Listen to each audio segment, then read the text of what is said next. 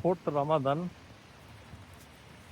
4টা শেষ হলে তারপর আজকে আমরা দেখতে পাচ্ছ স্নোর মধ্যে হাতে সিটি করে স্নো পড়তেছে।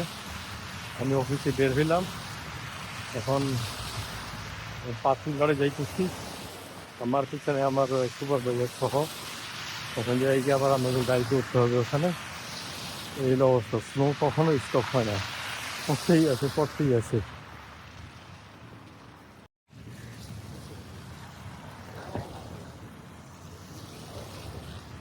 I'm taking video. This snow in the March month we have snow.